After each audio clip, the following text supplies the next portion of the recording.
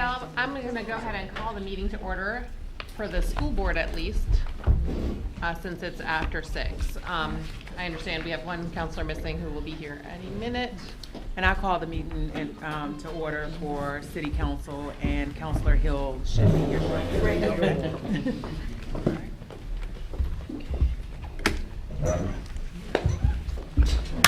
Okay, so the first item, I think only item on our agenda at the moment is the budget development that we are doing, just to kind of give you guys an update of where we are as a school board and to get your thoughts and input and just to kind of keep you guys up to date about where we are.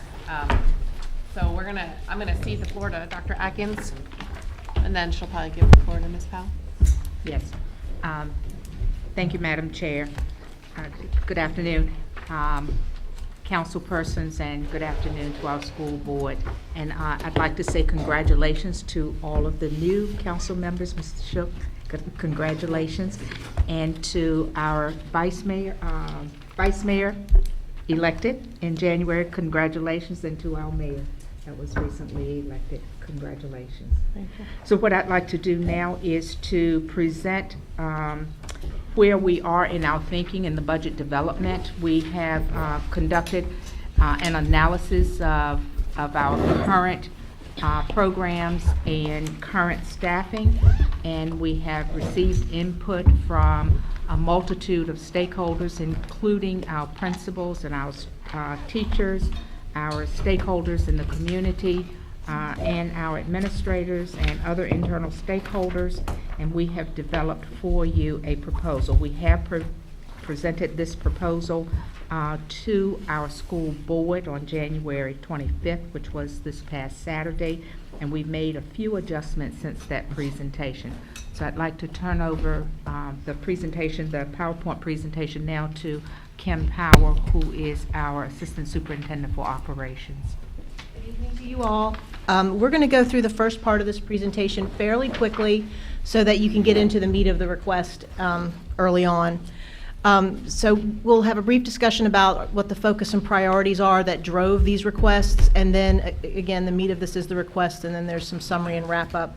There's also an appendix that provides some supporting details behind what you'll see as staffing adjustments that are enrollment-based staffing adjustments, and that's the appendix. We won't present that unless you ask to go through it in detail.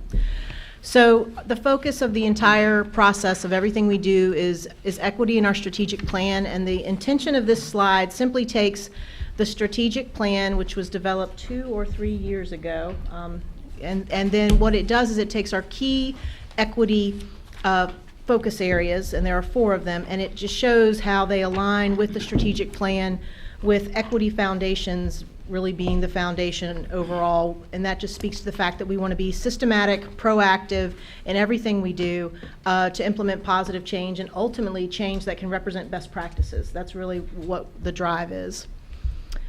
So at this point in the presentation, and this is just going to be for your reference, what you'll see in this, there's a summary later in the presentation that we're going to use to step you through all of our requests, and on that summary you'll see the references to our strategic plan. But you're just looking at references. You'd have to go grab the strategic plan to actually tie it all together. So these next few slides simply take the requests and group them under the strategic plan and equity goals. And so this is just something that's in there for your reference, and you'll understand how it ties all together. Again, it's really there for your reference. A quick mention about this before we go into the details of the request.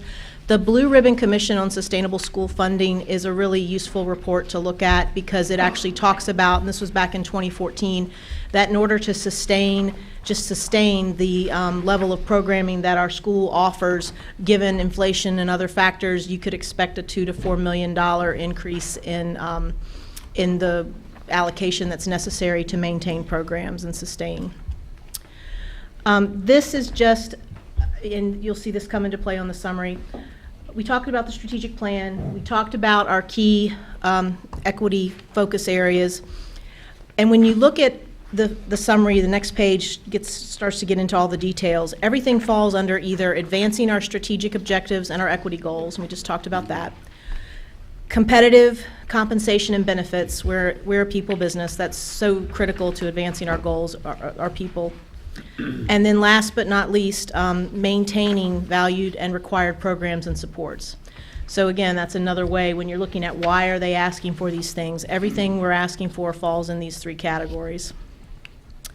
So with that, we arrive at what we call our budget summary or summary of changes document. This is if you've sat in any of our presentations for the last, I don't know how many years, this format will look familiar to you. Dr. Atkins, would you like for me to continue on this slide, or do you want to pick it up here? All the way through non-discretionary, and then I'll take it from there. Will do. Okay, so for the salary actions, we have broken it out based on an action, what it costs for teachers, support staff, and administrative staff. And this slide reflects moving all of them for an average increase of 3%. For the school board, these numbers were updated based on discussion at the Saturday work session, and I'd be happy to entertain any questions about those. But these numbers have all been reviewed, scrubbed, and then they reflect the 3% that you asked we look at for all three categories. Next, we move into the non-discretionary items. Health insurance, we are facing based on the preliminary actuarial estimates, we are facing a larger increase than what we normally see, and the placeholder we have in for that is $1.1 million. The Virginia retirement system increase, the rate for our pension plan went up. The past 2 years, we enjoyed a break from having to deal with that, but the impact of the 1% increase on our existing payroll is close to $812,000. Next, we move into the city contract increases for transportation, maintenance, and security. And those total increases are laid out there. The K-Tech increase, it reflects the increase in wages and whatnot at K-Tech, but it also reflects any increase from the state that comes to us for K-Tech. We're the fiscal agent, so it's a pass-through. So that $45,000 is a combination of the cost of the adjustments that they have to do here programmatically, but also the increase in the pass-through money from the state. Telecommunications, that is an adjustment that's necessary because E-rate funding can no longer be applied to any type of voice communication. That's a change under the E-rate program. Jeff Faust is here, and so Jeff, if I start to miss any notes here, you jump in. But we used to get a pretty healthy refund, an E-rate, is it called an E-rate? I'm afraid but an E-rate rebate. And so our budget for telecommunications was lower because we could count on that money coming in. We simply can no longer do that, and this reflects that. And then the last item is net adjustments for all other contracts and services. These are a lot of lines throughout all of our budgets. We went through this process at least 3 times as a senior staff, looking for things, is this a software subscription we still use? What's this contract running us for trash or pest control or whatever? And there's a lot of ins and outs that make up that number, but that's net all other adjustments. And we work to make that a decrease. So you get the total of the salary actions is $1.7 million. The total of the non-discretionary items is $2.5 million, and so when you see our bottom line, when you add those two numbers together, that is the vast majority of what this request is about. It's what's in these two sections. With this slide, I think I'll turn it over to Dr. Atkins because this gets into the more programmatic pieces of our request. Thank you, Ms. Powell. And before I go into any detail about the school-based programs and support, I want to say thank you to Kim Powell and Renee Hoover. They work diligently to make sure that they look at all of the numbers and how can we best utilize the funds that we've received in the past and how can we be most efficient moving forward with any requests that we have. So thank you to those two ladies. The school-based programs, I'm not going to go through those individually. We went over those with the board members on Saturday, but that just gives the council an idea of the individual items, the line items that we are requesting from that our school board approve, and it reflects changes in either student enrollment, changes in programs, enhancing programs, providing additional supports to our teachers and to our staff. So the total of the school-based programs would be $1,061,418. On the next slide, we have our school operations. Two of these I'll give a little detail on: our firewall upgrade and our technology annual security audit. We have gone through a digital audit, security audit in our school division, and we have the results of that audit. So these two items are in response to some of the recommendations in that audit. And then other deductions is as we look at enrollment in our schools, or where we have duplicated programs, or we have a redundancy, or we have an instructional assistant in a place where there may have been a need, that we had a student with a need and we had an instructional assistant and that student has either moved on or out of our system, we go in and look and see where we can make some adjustments. So the reductions either reflect enrollment, or the student or the person that the instructional assistant was with is no longer with us. So the general fund increase in expenses is $4,955,514. When we net that against the state revenue, we anticipate that we will have an increase in revenue of $447,164 from the state, and that is taking into consideration the increase in our LCI, so that's reflected there. We will have a $12,000 decrease in federal funding, and we would be making a request from the city of $4,520,350. And we will be happy to answer any questions. I'll turn it back over to you, Madam Chair.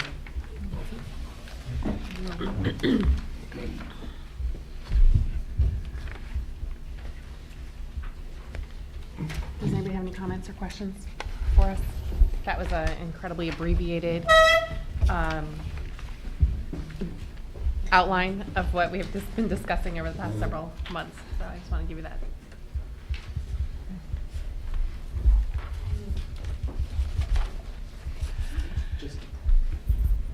Just out of curiosity, what's causing the revenue from the federal government to go down, and what are some of the specific things in the state formula that's causing us to not get as much increased revenue as some other localities are getting? Yes, please. So the small adjustment on the federal line, there's something that we get called impact aid, and it has to do with, does it have to do with military? It's a strange little number. It's not a big number to begin with, but I know that that line has not been running true to what we have budgeted for it, and it's something called impact aid. Is that fair? Renee, do you want to add anything? I mean, it's not true. We're consistently not getting as much as we had loaded in the budget for it. And there's some fluctuation, and we've been watching it for several years. I think since Renee's been working here, we're really not getting that much. And after 3 years or so, it's like, you know what, we really need to go ahead and make that adjustment, because, you know, we're not getting what the amount was that was loaded in. And if I'm not mistaken, it was? We're getting 10 to 12,000 a year, but what was the budget line on it? 18, at least. Okay, 18. Well, I'm going to, at the risk, because I didn't deep dive on this, I believe it has something to do with military families in your locality, and that is what it's connected to. We're not a big military-based location, but maybe when NGIC came in or something, we initially had a spike, but then, I don't know, but we have seen now for 3 years, we're just simply not getting what we were holding as a placeholder for the revenue we expected to receive. And then you asked about state. So for state, the big driver, if it hadn't been for the LCI change, we would have gotten 800 to 900,000 more money from the state. We were really afraid, because of some changes also in funding for students with high needs. It's called, we now call it regional program funding. We thought it was going to be worse than it is. But Dr. Atkins and some other division leaders have worked extremely hard with the state to make them understand how the criteria that was laid out for this new reimbursement formula for high needs students was really was going to impact us much more than what the state was thinking. And we We finally, I think, gotten on the same song sheet and gotten the reassurances that that's not going to hurt us dramatically. So in earlier presentations, we were warning that we thought we could actually see a slight dip in our state revenue. If you follow our presentations, we talked about maybe even having a slight dip. That's when we were bracing for that special education impact. When that was taken out off the table, so to speak, there's some new additional funding for at-risk and things like that, and so it's a lot of moving parts in state funding formula. But we would have gotten, upwards of close to, I think, $900,000 in new money. Instead, we're only going to get 400 and some thousand in new money. That's all the LCI. Do you know, I feel like we kind of need to explain a little bit about what the LCI What the LCI is, yes. And forgive me there because I've did a lot of, brief. I'll try my best. So the LCI. Also give us, what does LCI stand for? LCI stands for, thank you. LCI stands for the Local Composite Index of Ability to Pay. It's what the state uses as a factor to determine what percentage of a baseline education costs the locality should fund versus the state. So the higher your LCI, the less money you're going to get from the state. The highest in the Commonwealth is a 0.8, and those tend to be your localities up in Northern Virginia. They won't go higher than a 0.8. The lowest right now, I think, is a 0.16 something. That's probably in a very rural, remote area. So what drives the LCI, the number one factor is the number of students you're serving, and that's something they call ADM, average daily membership. Then it's the true value of property is the next biggest driver in that formula. And now I've got to be careful because I don't really pay that much attention to the order, so don't quote me on the order after that. But the other factors are your total number of citizens, your overall population, your adjusted gross income as reported on the Virginia tax returns, Virginia adjusted gross income, and the last piece is taxable sales. So they look at all those factors, and then what the LCI does, and this is the last part of the explanation, I won't go any deeper unless somebody asks me to, it's not just how those factors move, it's how your locality moves relative to every other locality in the Commonwealth, every city and county. So I could have a decrease in my taxable sales, but if everyone else decreases more, then my LCI is still going up. So even though, and we saw a lot of that during the recession, a lot of us got hit hard, a lot of localities, not Charlottesville necessarily, but because if you had any kind of positive blip in that when everybody else was going down, or even if you were going down but you weren't going down as much, the LCI can be really very impactful. Anyway, I'll stop there. I could do a whole lecture on LCI. Let me add to that, Ms. Powell, thank you so much. Sure. Earlier this school year, we received a notification from our State Department of Education, and this is routine. Whenever a school division or localities real estate value increases significantly, the school division will get a letter saying that, relatively speaking, your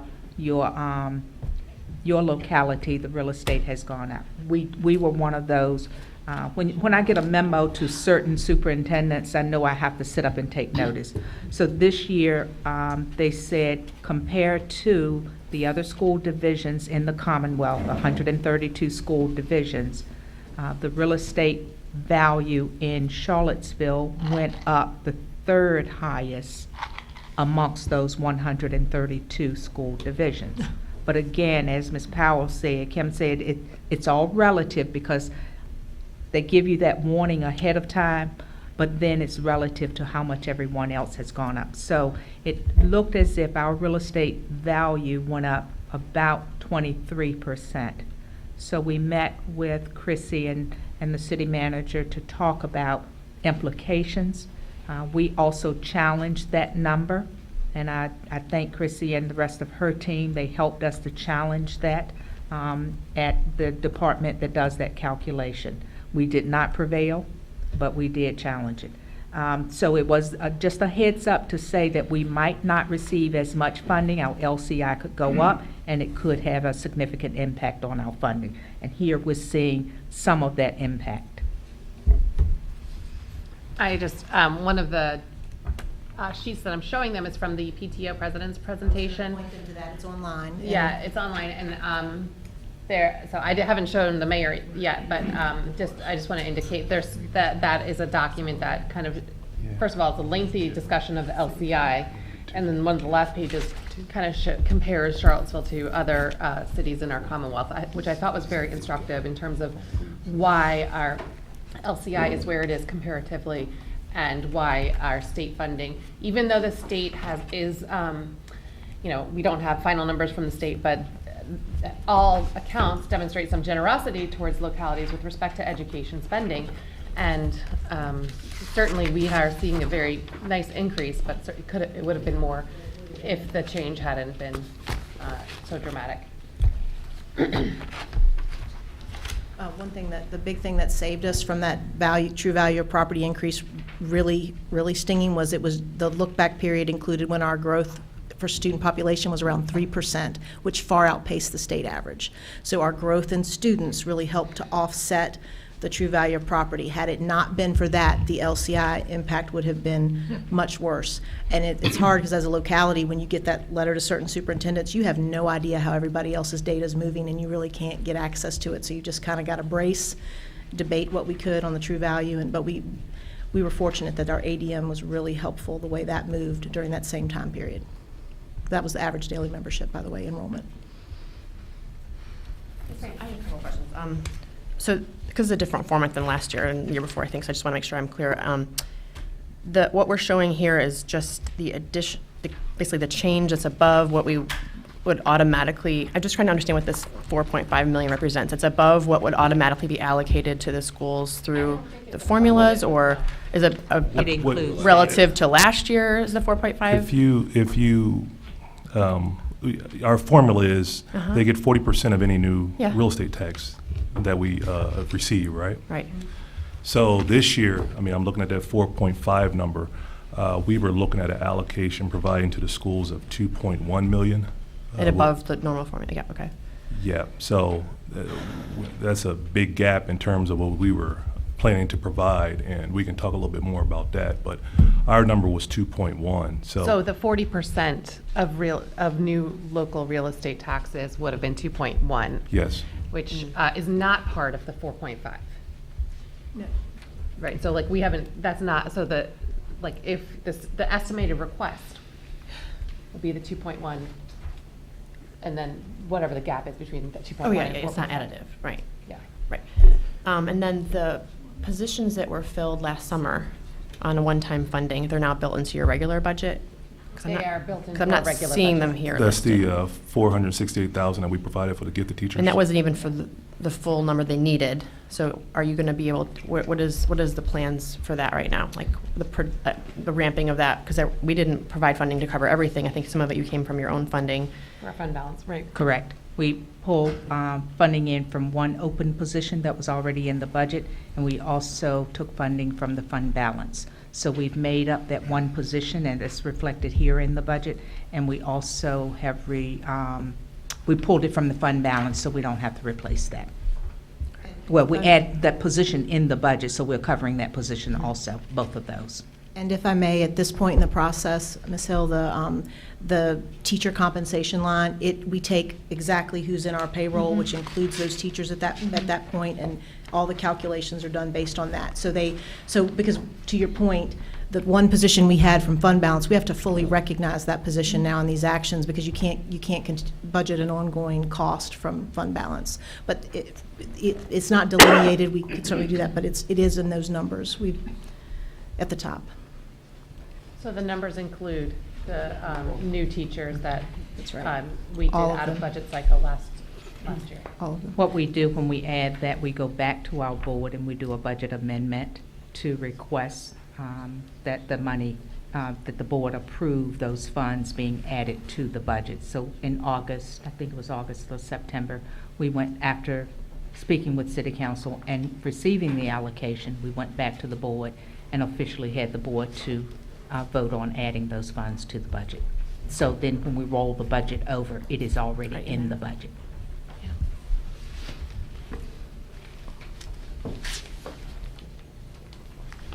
Could I ask a couple of questions about the LCI page here? The first question I have is, I'm trying to figure out why it is that the number for true value of property should be roughly 4 times or 3 times the increase in assessed values for real estate. So I'm going to go from memory on this, and I'll look to Chrissy. I knew she must. If I'm not mistaken, a big part of that, or when we went back and forth quite a bit with Richmond, there was something about utility and railroad properties at the end that came into play. Chrissy, would you like to add any further comments on that? Because you were really helpful on all of that. So I am not prepared to speak in any great detail, but we could follow up with you on that. There was an adjustment there, but I don't recall off the top of my head, and I don't want to say. I'm going off the top of my head, and there was a lot of back and forth with Richmond, with the Department of Tax and whatever other departments they pointed us to debate, to review these numbers. The last thing that was outstanding that we couldn't understand, it had something to do with utilities and railroads, and that the valuation, I guess, of properties associated with that. And I do have that detail. We can provide it to you. Okay.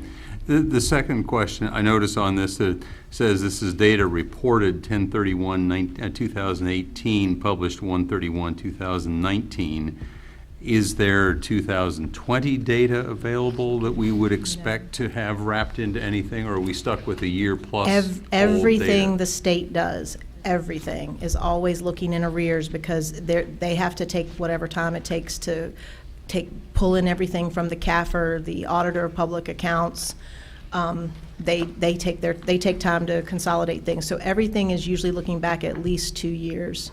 So this is the most recent data It that we is. can be working from. Yes. And that the state is working.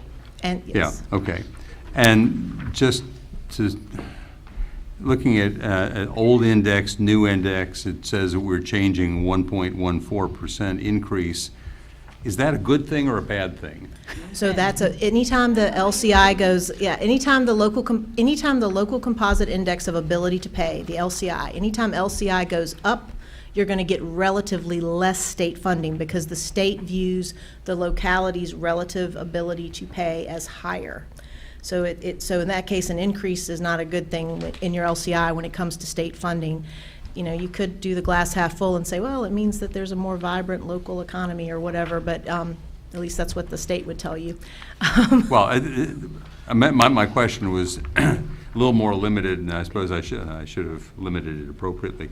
But bottom line is that when that number goes up for us, we're going to get less money through this than we would if the number had gone down. That's right.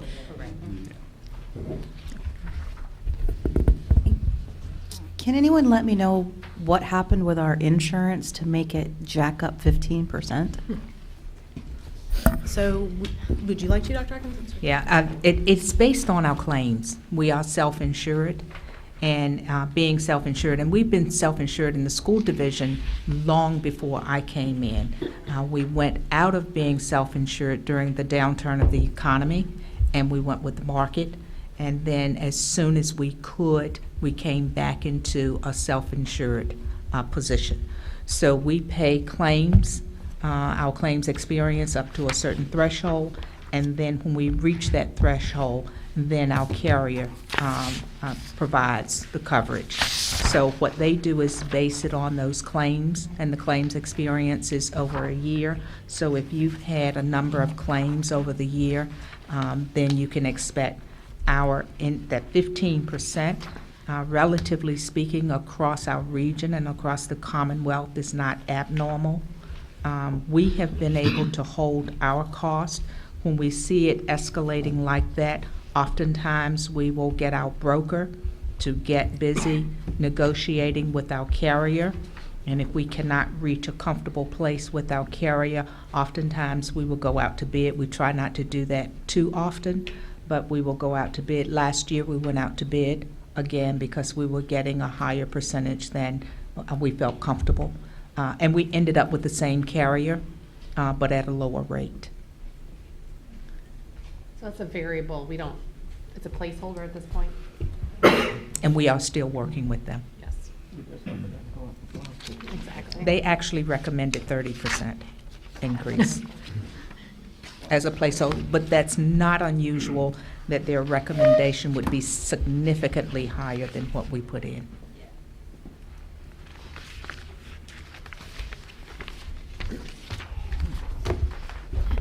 I know there's a lot of ongoing conversations about school funding at the General Assembly. I know that's complete uncertainty that can't be counted on at all.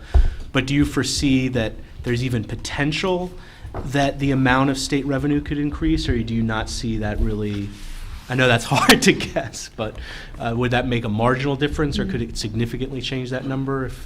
That's a great question. We build our budget based on the governor's budget that he releases, or the governor did release in December. So we build our budget on that. And oftentimes what will happen is it will be pretty close, somewhere between the House of Delegates and the Senate. And we end up in a very comfortable place. And I anticipate that this year, probably it will look quite a bit like the governor's budget. I agree with Councilor Payne. Like, there's been a lot of discussion at the state level around additional funding coming, and what's the time frame by which that can kind of be more of a firm statement? It will probably be, the state budget is usually approved sometime in late April.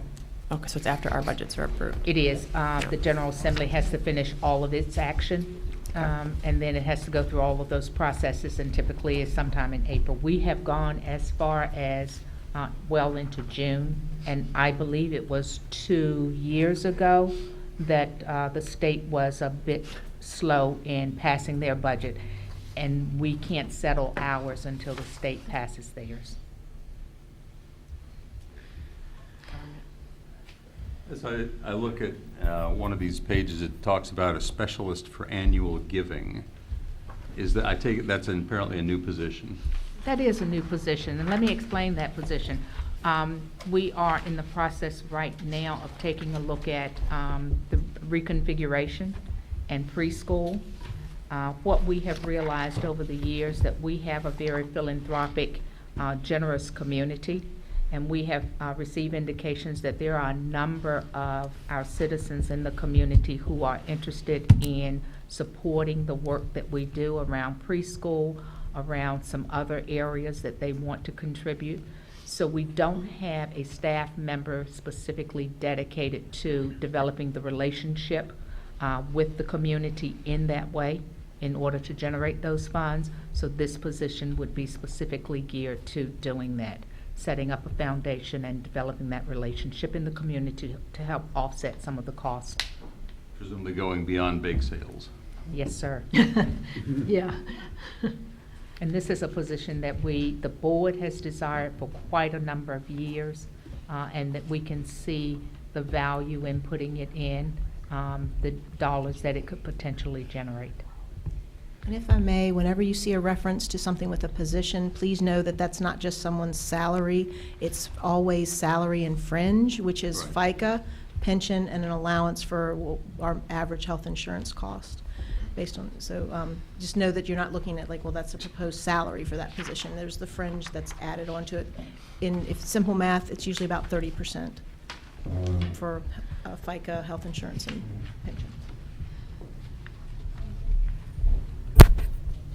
So I noticed that Walker has another orchestra teacher in the line, which my child's in orchestra, so at Walker.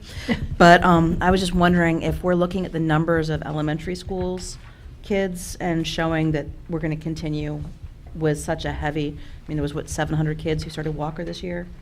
If this is the anticipated, consistent, yeah. That's a good question. Also, what we have seen is with orchestra, we have seen more students because of that master scheduling at orchestra. More students are able to take advantage and take 2 electives now instead of the 1. So therefore, we see more students in our arts program. We anticipate that that will continue. Currently, our orchestra teacher has 199 students that she's seeing. So we felt like to give her some relief in that classroom and lower the teacher-pupil ratio would be prudent. May I just add to that, one of the things that we're so pleased about is that there's greater diversity among the students who are choosing orchestra, and that's something that we've really wanted for a long time. And what it means, I think, is you're really starting off these students fresh, learning an instrument, learning, to read music, learning the basics, and it's very labor intensive, and can be very stressful on the orchestra teacher to try to pull that group together, to do concerts, et cetera. So, that's part of it is, I think, this is also supporting our equity priorities. So we're obviously just seeing kind of this delta piece. I'm just curious what the process is for looking at, what's been in the existing budget and where opportunities are if there's a possibility that we can't fulfill all these requests. So what we do is, as we're developing the budget, we go line by line of each item. We start zero-based with our budget. We go line by line, each item that is in the budget, as a team, looking at those items, looking where we might make cuts, where we might make changes in the cost. We look at the actuals from this school year or previous school years and then project that forward. And so we scrub the budget quite a bit to look for opportunities to make cuts. And then roll it over after we've looked for those opportunities to make cuts. Now, on the city side, we see that a lot of times there's vacancies that go for extended periods of time. I'm just curious what that looks like within the school system. We do the same thing. We look for vacancies that have been in the budget. We account for every vacancy that's in the budget currently. We look at how long that position has been vacant and the reason that it has been vacant. Some of our positions are vacant because we have a long-term substitute in the position, and we have not been able to find the certified staff to put in the position. Those we carry over because those are based on enrollment. So we look at the reason for the vacancy and make a determination if it's still necessary to have that position in the budget. If it's still necessary based on enrollment and criteria that we have set, then we roll that position over. And then one specific thing I know that we have talked about in the past is the after-school programs, which Ms. McKeever and I both can attest to. There's a high demand for those programs. Can we talk a little bit about how we might be able to increase the capacity of those programs? Yeah, that's a great question. The foundation of that is that those programs are self-sustaining, so those programs are not reflected in our budget. We set a rate, and for our class program, there's a class advisory committee that meets throughout the school year. The class advisory committee set the rates, and it's a sliding scale rate, and the rates are set in a manner in which it pays for staff who are in that program, working in the program. We've had a waiting list this year at Burnley, Moran, Johnson, Venable, and Greenbrier. Recently, we've had meetings and been in discussion with our YMCA and the director of the YMCA to talk about what a partnership might look like. We're pleased that they are pretty enthusiastic about partnering with us and to come alongside us to help run the class program. We've also come up with what potentially could be a wonderful name for the program, Class-Y, Classy, to include the YMCA. But we're looking at a model that would allow them to come into our schools, use the space, so that we can eliminate during the registration week that we would set with them, eliminate the waiting list for that week if you register during that time frame. Doesn't mean it will eliminate completely the waiting list, but it would absolutely expand our capacity to respond to the needs of our families. So we're really looking forward to that partnership. And that partnership is because they'll be better positioned to help recruit for those positions, or? They would. Okay. They would. They would be in a better position, and they may be able to use some of their existing staff because they run a number of programs at the YMCA that are already staffed. They may be able to leverage that staffing to come alongside us and to support our efforts. Right, and our staff would continue as well in that model? Well, they would be running our Classy program. Okay, so those staff members would have to reapply through?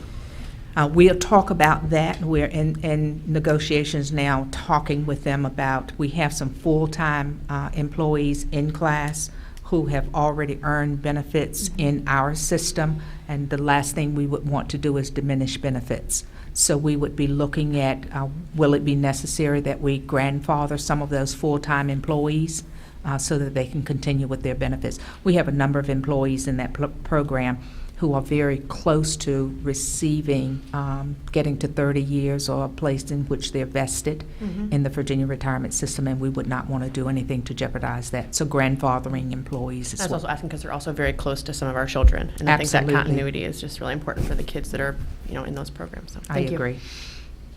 So look to hear, we are scheduled to present to the board in March to give the board more detail. Great. And the registration would be in April, like later April, for parents out there. Always mark your calendar. And don't be late. There will be flyers. You know this. What other questions are there?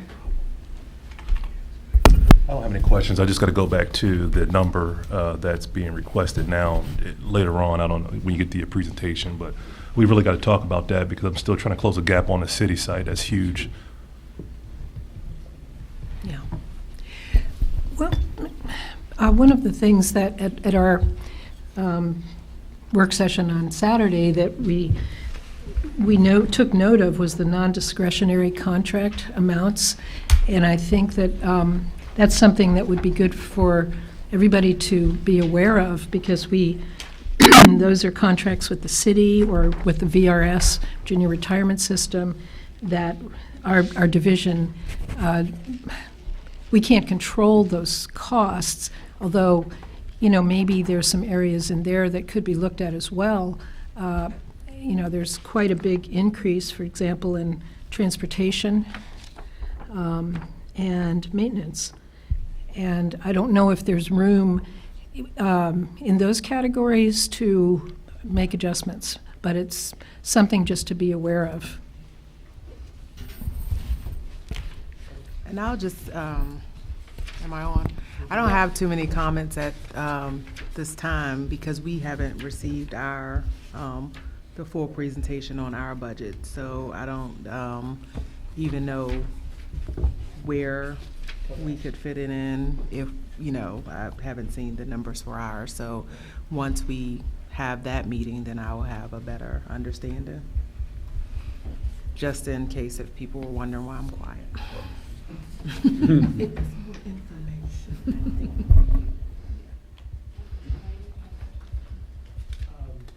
A question for the city manager. I know it's very preliminary, but what was that number that you were sort of anticipating for the amount of revenue going to the schools in this budget cycle? It was around 2.1 million.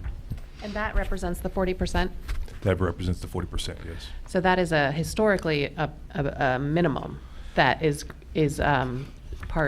transferred over to the schools. Yes. And that's a the starting point for historical. negotiation, really. Yes. Yeah.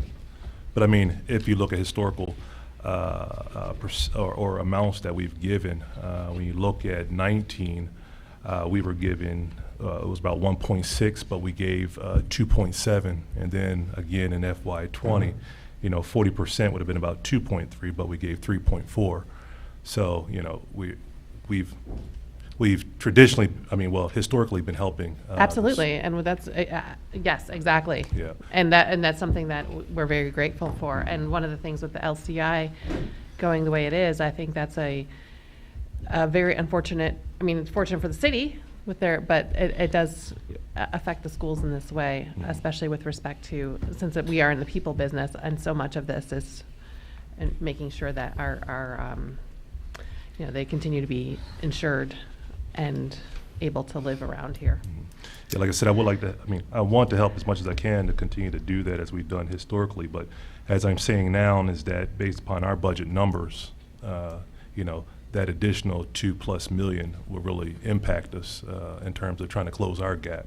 We worked this weekend to try to close it some more, went from about, $7 million at one time down to about 2.5, almost 3 million now. So we're still working just like, y'all are working to be able to, cut back on the overall expenditures. And we've looked at some of our biggest departments in terms of trying to trim a lot of costs. I mean, we've trimmed a lot of costs from other fiscal years, but going into this year, like I said, we're starting to go into smaller departments, and it's just getting down to that number to be able to balance is going to be rough on us this year.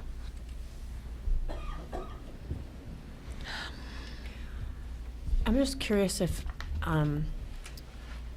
the numbers are ever run, I'm just trying to get a sense for, obviously, as, like, the LCI is what it is because there is a rising amount that we have in our real estate values, but I'm just trying to compare, like, the actual additional revenue that we get from that versus what we're losing from the state, just to understand That can where that balance is, and if it's not, is it not in our favor, is in our favor? Because, we don't know, we haven't published our assessments yet, but there obviously will be some level of lift. And I'm just trying to get a sense around my head. Do you know if anyone ever has run that, or how we kind of look at that? If the city would run those Yeah. numbers, we wouldn't have access to those numbers. You don't recall running that? You know what I'm saying? Yeah, in the 15 years Yeah. I've been here, I don't recall running that, but it doesn't mean I mean, if you have the school LCI Mm-hmm. change, it should be easy enough. We certainly have the real estate change, so. And then to understand of that, what percentage would go to the schools anyway? I'm just trying to get a sense for, at a high level, what that looks like. If it actually translates. Yeah, because if there's going to be some increase in revenue just by the nature of assessment increases, how does that compare? That's a 2.1 million. Well, that's why we're able to give a little bit more when those assessed values do go up or their LCI increases and their dollars go down. We're able to give a little bit more. But like I'm saying now, is that's a big number for us, that 2.5 million or 2.4 million, and just trying to close our gap now, which we're trying to do.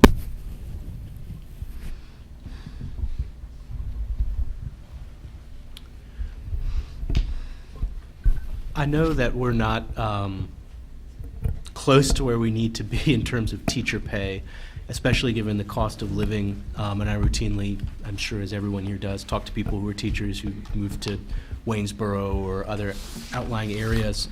But I'm just curious in more specificity, where are we at in terms of average teacher pay as well as administrative salaries rather comparative to Albemarle County or other localities around the state?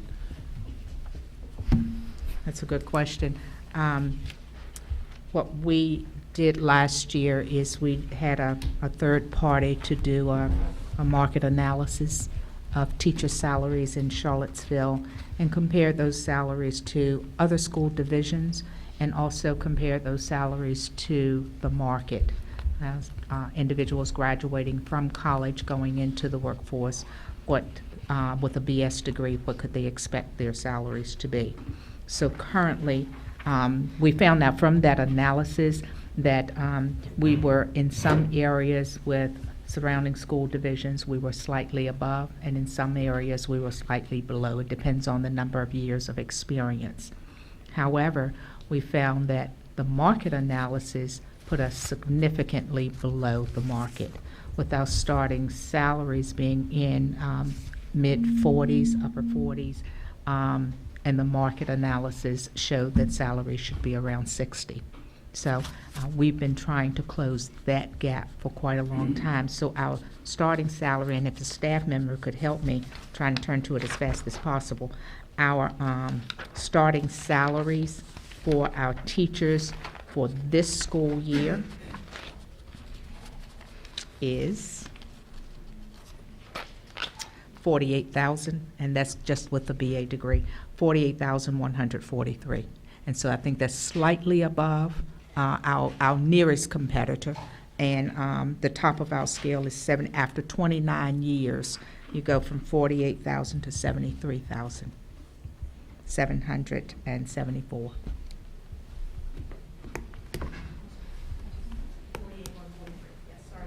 Yes, I have it. Thank you.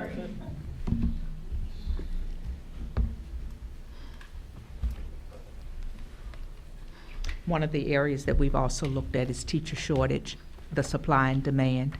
And we realized that the supply has been reduced, not only around Charlottesville, but everywhere across the nation. So in order to make sure that we can get our lion's share of that supply, salaries will affect that, along with working conditions and other elements.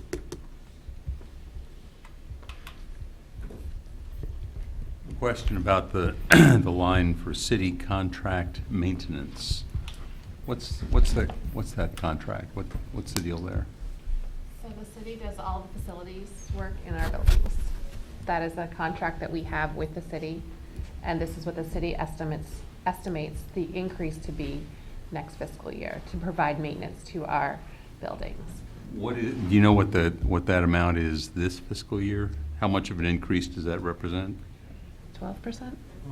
This is about 12%, Kim, increase? Actually, that number is now between 3% and 4% increase, and that is the increase over the current. Initially, it was a higher number. We're talking about maintenance, not transportation. 141. Is it at 8%? Okay, 8%. Forgive me, and I can't access anything on my computer without, what do you have? I have maintenance at 4%. Yeah, it's closer, that's correct. I believe that's correct. It's, Chrissy, you've looked at those numbers with me. It was between 3% and 4% in the end with the number we got down to. Now, transportation's closer to 12 or 13%.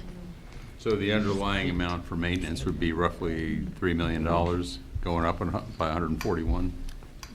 It is. It is. The transfer over, I believe, for maintenance, this will bring it up to 3.8 million. And the transfer for transportation will be 2.1 million. 3.1 million. Thank you.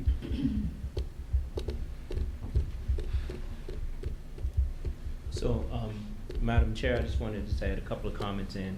That some of these same questions that y'all are asking now, we ask on Saturday, particularly about maintenance and class. We really delve in deep into those questions. And at least what I came away with is that with the $4 million that we're asking for an increase, like 2.5 of that is like keeping us at base. It's like things that we don't have any control over at all. And the way I came away with is that the additional $2 million that we're asking for are for new programs, really allow our system to grow, to thrive, and that's what we need as a district to continue to attract families and students to the district. So I mean, it's very difficult, I know, and I wish we had control over funds. I mean, as far as collecting them, but we don't. We're constantly reminded that we need to come up with a budget that we think best fits the need of our district, and that's what we've come up with. So. And I know that everyone's looking at the same numbers that I'm looking at, but if we put the salary actions and the non-discretionary contracts together, it actually equals 4.2 million of the 4.5 million requests that we have.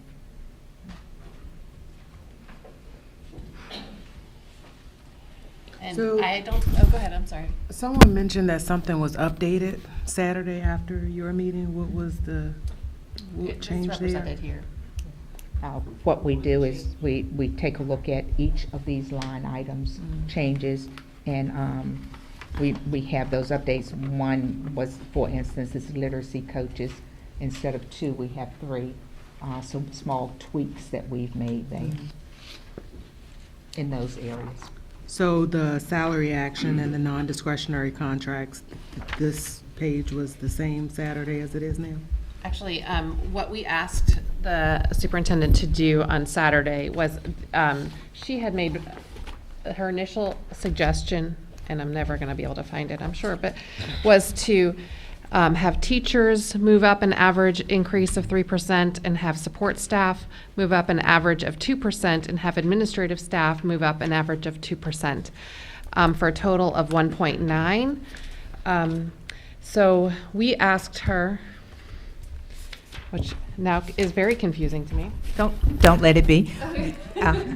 She asked us to move up, have everyone moving up 3%. As we went back and looked at every teacher and loaded in each person's salary, we were able to bring down that first estimate to the actual cost. In order to keep our requests down, we brought the actual cost in there. And we went in today to do fine tuning. We spent a great deal of time shaving off everything that we could possibly shave off to bring those salary increases as down low as possible, or the cost of it, the impact of it. One of the things that we have seen year after year is a recommendation that was stepped like that, where teachers got some percentage and then other staff got different percentages. And we just really felt like it was important, especially given the report that Dr. Atkins mentioned, the market analysis, or the analysis that we did last year with our pay scales that indicated our administrative staff really are not being paid equivalent to the surrounding counties. So we were just we're trying to guard against like an exodus of our administrative staff to the county where they may be paid more, or another county where they may be paid more. So we just looked at this and we said, well, why don't we just do everybody at 3% average, so that we could kind of represent that we, in fact, all of our staff are valued as much as everyone else is. So that's what we were hoping to do with the 3%, and that's why we asked them to go back and tweak it. I just also want to note that I don't see it here necessarily, but that's probably because I can't see it, but this budget also seeks to make sure our substitutes and other staff are being paid $15 an hour. Oh, there it is. Substitute teacher pay rate. So last year we did the long-term substitute teacher daily rate. We increased that. And this year we're seeking to increase the the daily substitute rate to $15 an hour. So that's what this also does. And also to nutrition custodian and secretary substitute pay rate, also up to $15 an hour, right? I'm sorry? $13 an hour. So that's what those two lines are, the 43,000, 55,000. So that is also part of this budget, is to try to bring some other staff members up. So last year, you all discussed bringing all staff up to the 15. What changed with that? It did. It was all full-time staff. Okay. We did not affect hourly staff last year, so this is now affecting hourly staff. The substitute pay rate will go from $91 an hour. Day. I keep saying that. I'm sorry. I really want to pay that. All of the school board members to resign so we can make $91 an hour. So my application. we go Mine's from, already in. I cleared my background check. I'm just telling you.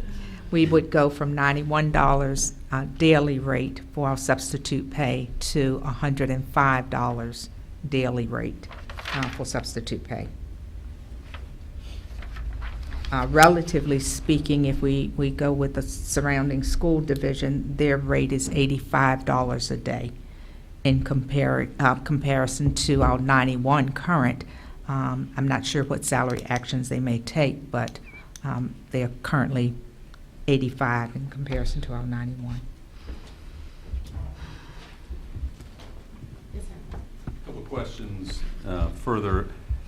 Looking at the line item for division-level literacy coaches for elementary and secondary, $324,000 for 3 full-time equivalents.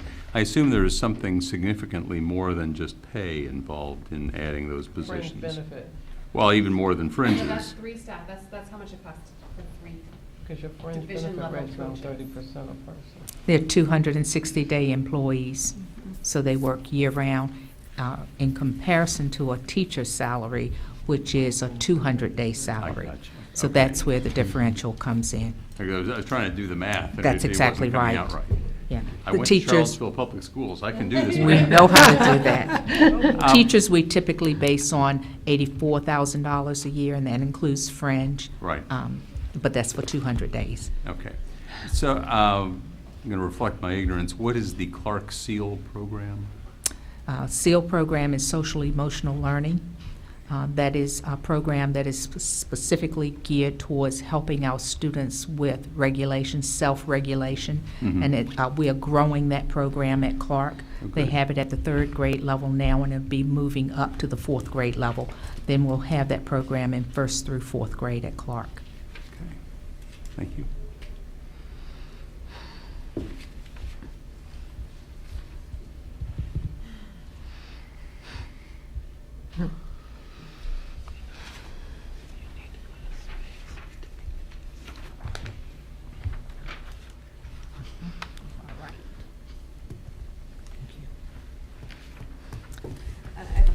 Are there any other questions or comments regarding this, your initial preview of our request of what the superintendent's going to propose at our board meeting on February 6th? And I'm sure there'll be tweaks between now and then as well, probably not very significant, hopefully. And then we'll take a look at it a couple more times. You can see up there on the PowerPoint, we will have, those are the kind of several meetings that we're going to have. The next several meetings that we're going to have as a school board to talk about the superintendent's proposed budget. She officially proposes it to us next Thursday, the 6th. And then we're going to have a work session the following Tuesday. And then we approve the budget on the 20th and present it to you the 2nd of March. So I suspect there'll be very significant back and forth between the superintendent and the city manager between now and then, but also, we'll be doing work at those public meetings. Is it assumed that the specialist of annual giving will be becoming a self-sufficient position down the road? It's the goal. The goal is, there's, yes. If not, why are you doing it? Exactly. It seems like a minimum goal. I know usually with directors of this type of endowment fund or anything, it's expected that they bring in 2 to 3 times their salary. And we've seen models from other school divisions. That's exactly what has happened. And it may take 2-3 years in order to get to that point. It may not happen the first year because you're laying the foundation, but that would be definitely our goal. And then just infrastructure-wise with that, Jennifer and I had met, we had discussed it with the other leadership team, with the community foundation, just to understand how we could leverage them as kind of a structure by which we could have private dollars be contributed specifically for the capital programs that are ahead of us, recognizing there'll be some limits to public dollars and what we can accomplish. And so I've done a little bit of follow-up, and I've talked to John about that, and there's no concerns there, but we'll be kind of circling back and just communicating back, what next steps there may be, but obviously still some time out, but that's certainly an option. And that would probably working hand in hand with whoever would be fulfilling this role. Because one of the biggest things we said is going to be a really big PR initiative for us to get out into the community, both bodies, to really make sure that we're educating the public on what we're looking at doing, to get their buy-in and that's their one of the support. things that we talked about on Saturday was what specifically we would want to see this position to, developing relationships for, and reconfiguration, preschool and middle school, absolutely is what the initial vision for this position is, at least from the board's perspective, and hopefully with partners with the community foundation. So I think after the 6th, which is our next budget meeting, that we would have a better idea of how this conversation could possibly go. Okay. Yeah. We also have I think that's right. And then we'll have a work session on the 11th, so that makes sense that we come back for that. And apologies for the conflict, or else, I think that many of us would have interest in coming to hear the public's weigh in on this, but And we have vice our own. versa. We have our own budget work session. That's right. Can I just comment? I realize that there is a lot. We're asking a lot, and I think our school division is at such a critical juncture right now. There's so much that we are responding to, and we're really trying to respond to the community's desire for a school division that is truly equitable, and we're trying to do that in terms of how we pay our staff, how we pay everybody in our division, and also how we meet the needs of students who have greater needs and require more intervention and different intervention, and that's our mandate right now. So we're trying to do that as we then also work on reconfiguring our system up until high school. Also as a way to better meet the needs of the students, the student body that we have. So it's a very important time for our community and for our school division. And, our hope is that, the community is behind us in the directions that we're going and some of the initiatives that we are trying to implement. And, we have been very grateful and very appreciative of the city and for City Council and how you have supported us. We do have a great need now, but I think that we're going to see results from this in ways that we haven't before. So it is different. And I think we understand that, but we are also trying to weigh those other needs outside of the students' need, the housing need, the support program needs outside of school. So we're having to look at all of that and make sure that we are also during this very difficult time where we're asking staff to have these very tough conversations, that we are also paying city staff well. So we understand, and we are trying to figure it all We're all doing the same stuff. all out too. Yeah. So We certainly have a shared vision of being more metric-driven as we move forward. As we go back and as a council, we're going to be looking with the city manager and his leadership team at our own strategic plan and making sure that we are being more measured in outcomes and understanding that. And I know that the mayor has mentioned that in several times around priorities, including how we fund housing, seeing that the dollars we're putting in are actually resulting in the outcomes that we desired. And so I certainly would hope that that's also the vision of the schools, is to make sure that we are reflecting metrics that are showing that those investments are resulting in the outcomes that we had hoped. Yeah. And I will tell you that we do have some significant initiatives that are underway right now, and I think that we have a number of areas in our school division that we can all be very proud of. A 95% graduation rate is nothing that you come to overnight, and especially with the diversity and the challenges that we face in our school division. I can recall when I came into the school division, our dropout rate was very close to 18%. We've moved from that 18% dropout rate to now about 1.3% dropout. Graduation rate differentials between our African American students and our Caucasian students was significant. Our African American students were graduating at 66%, completing high school, and the vast majority of that 18% dropout rate were with our African American students. And when you see a picture like that, that represents now a graduation rate with our African American students right around 95%, which is the same as all other students in our school division. And to move from 18% to a 1% and to have them represented in significant numbers in post-secondary education is significant. As we're looking at what's happening in our elementary schools, we have completely revamped our gifted model. We came about that revamping of the gifted model by a very difficult experience.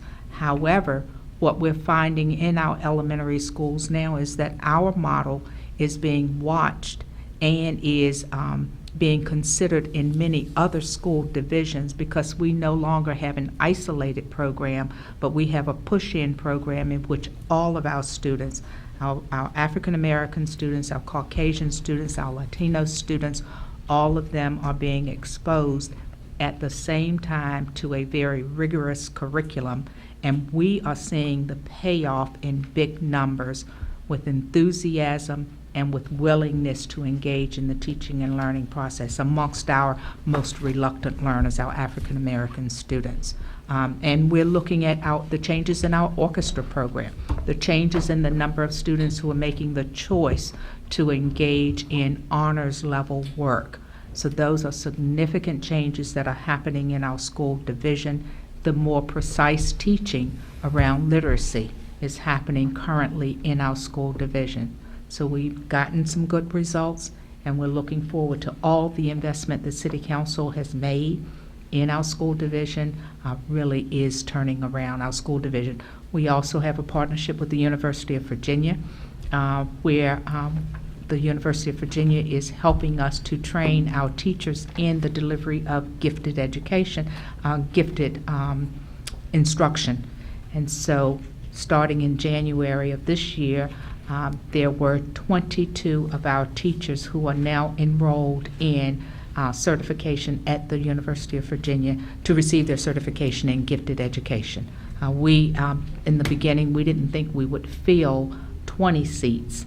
We not only fill the 20 seats, but we now have 2 additional teachers. We also will be enrolling our students in a literacy class that they will be taking, one in which it will be instruction and practice back and forth. So I think those kinds of teachers, those kind of tweaks that we're making in the delivery of instruction and the experience for our teachers are paying off in a tremendous way. One last question from me. Yes.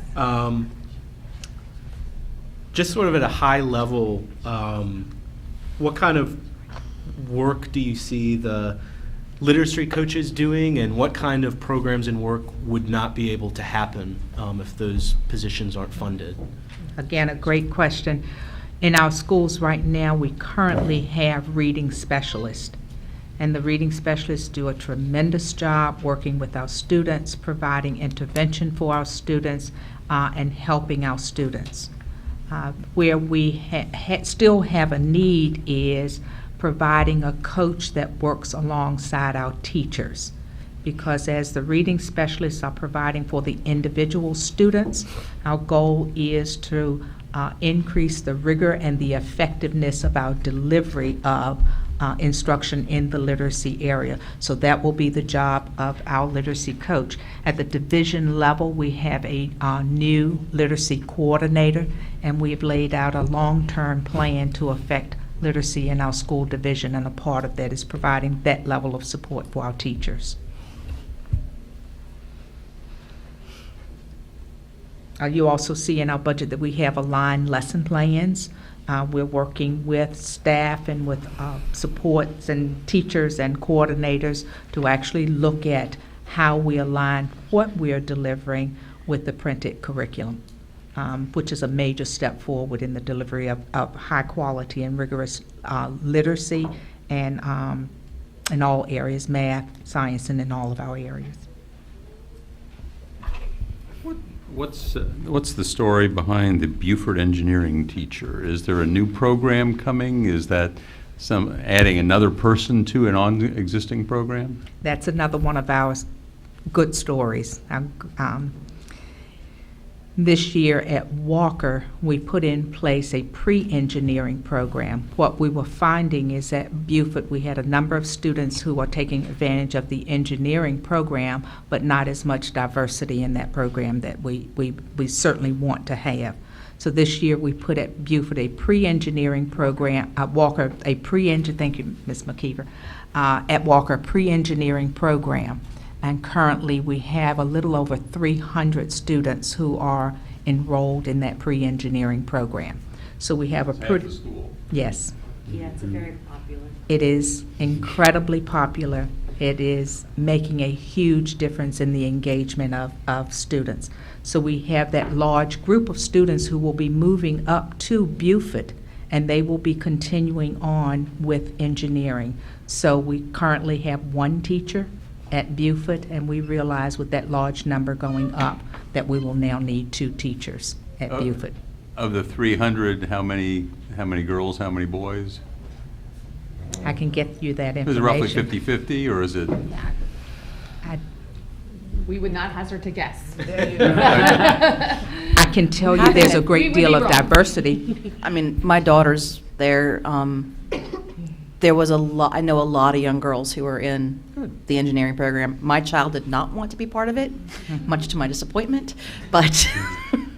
Well, my niece is an engineering professor, so good.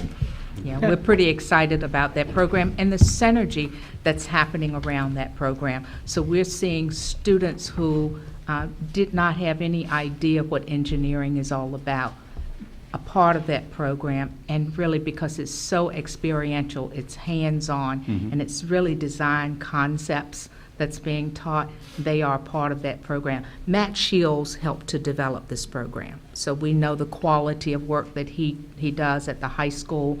He's reaching down with us along with Brendan Martin, the two of them, and Nigel. They're working to develop the program at Walker that feeds into Beaufort and then feeds into the high school. Well, let's be clear, it starts at the elementary school. That's what the iSTEM teacher is. That is, we have 3, 4 iSTEM teachers, like, and so it's basically. Apparently adding one. We Yes, are. well, Plan. you know, right now they are, all of them, our goal is to have one teacher at each school, and that we're not there yet. This budget will not get us there, but our goal is to have one at each school.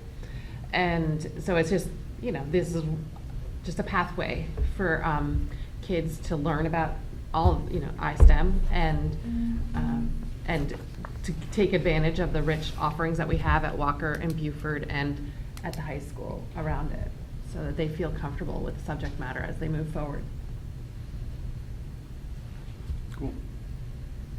We also have started a writing of our African American history curriculum. We've been partnering with the Jefferson School, the African American Heritage Center.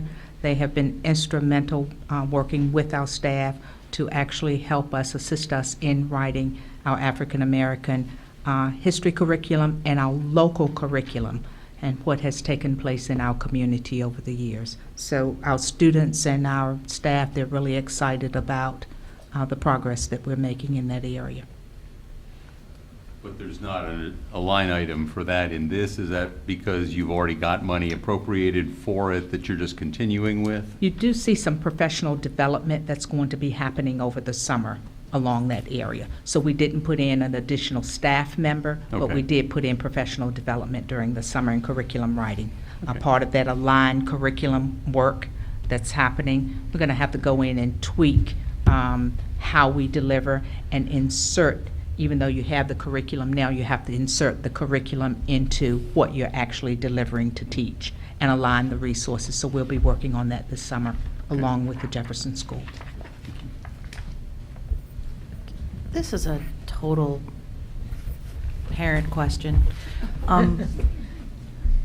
Why do we need Canvas and Power School? Jeff No almost offense, jumped Jeff. out of his seat. All right. So I'm sorry, I'm just.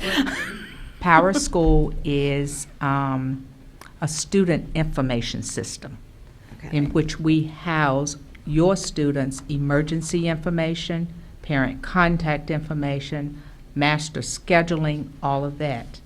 Canvas is a learning management system, one in which our students have access and our teachers have access. So that's where you can load in tests, you can load in student information, you can, and homework, and students can go into that center, and there are all sorts of features in Canvas that directly benefits a student. If a teacher does a homework assignment in Canvas, the student has a calendar that is automatically populated, so they never will forget a homework assignment. We'll And never have a good excuse. exactly. And parents can have access to that also. Yeah, I've got like 5 icons that I'm trying to track, so yes. We have heard that. And we're narrowing that focus. I was just wondering if there was like one program that it did all of it. We have been in discussion with our schools and how frustrating that can be for parents. So we're narrowing our focus for better communication with our parents. I just also thought it would also save teachers time as well as possibly saving money if it was just one. I'm sure we have to pay licensing agreements on Power School and Canvas and Class Dojo and. Power School, we could not do without. That is our entire system with student information system. Canvas, we would not want to do without. Right. Jeff, did I cover that well enough? Okay. It's a brilliant thing to get a high school, just let them do it. Jeff, did I leave out anything? I couldn't have said it better myself. Brilliant. You've done her well. I was a good coach, wasn't I, Jeff? Thank you. You're welcome. I'm his favorite student. What else is there? Any other questions? Parent or otherwise? Truly, my last question.